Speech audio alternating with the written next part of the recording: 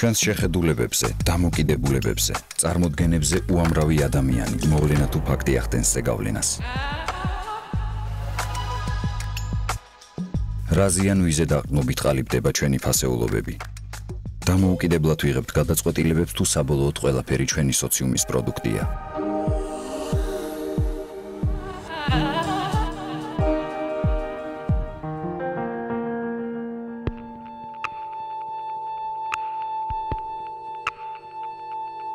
ყოველდღიურობაში არსებობს ტერმინი საყოველთაოდ მიღებული აზრი.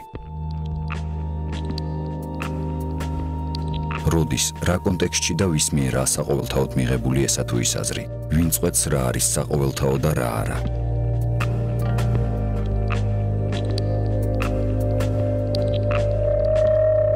საზოგადოებისა და საზოგადოებრივი საკითხების შესახებ ინფორმაციის სისტემური შეგროვება მე-18 საუკუნის ინგლისში დაიწყო.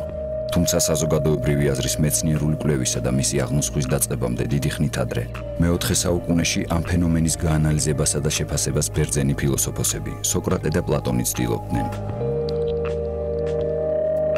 ისინი მიიჩნევდნენ, რომ საზოგადოებრივი აზრი მუდმივი არ არის, იგი ხშირად იცვლება. საზოგადოებრივი აზრი ირაციონალურია, აზრი ეფუძნება არა ლოგიკას, არამედ ემოციებს. საზოგადოება ადვილად ტყუდება.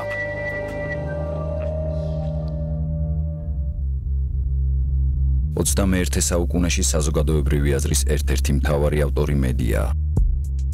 ის ვკარნახობს, რაზე ვიფიქროთ. გვაწვდის ინფორმაციას, რა მოხდა დღეს მსოფლიოში ყველაზე მნიშვნელოვანი და ჩვენს ძალაუნებურად ნანახზე და გაგონილზე ვფიქრობთ და ვსაუბრობთ.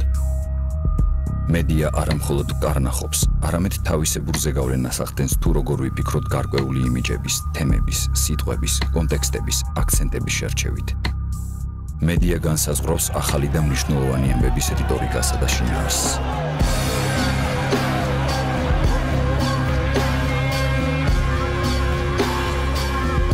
ამერიკელი მკვლევარი ბენჯამინ პეიჯი მიიჩნევს, რომ საზოგადოებას მიეწოდება პოლიტიკოსების, ექსპერტების, კომუნიკაციის სპეციალისტების მიერ შეფუთული ინფორმაცია, რომელსაც ხშირ შემთხვევაში საზოგადოებრივი აზრის ფორმირებაზე გადამწყვეტი გავლენა აქვს.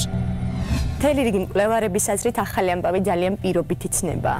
გახდება თუ არა ჩვეულებრივი ამბავი ნიუსი, რომელიც მედიის ინტერესს გამოიწვევს, რამდენიმე ძალიან პირობით ფაქტორზეა დამოკიდებული. ამბავი უნდა მოხდეს ჟურნალისტისთვის ხელმისაწვდომ ადგილას.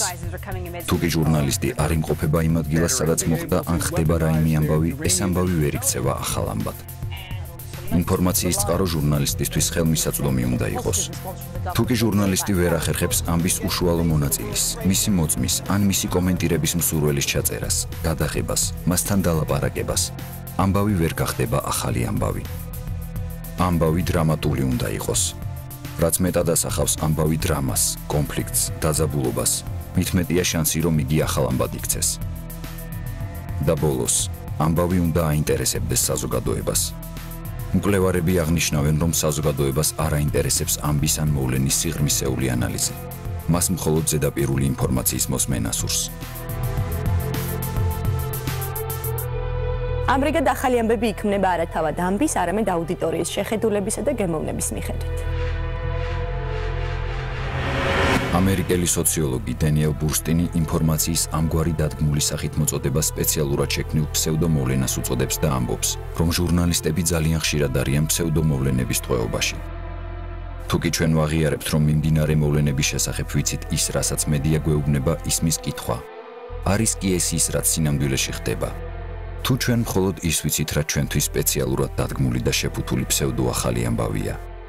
რისი თქმაც ჩვენთვის უნდათ პოლიტიკური, ეკონომიკური და მედია ელიტის წარმომადგენლებს.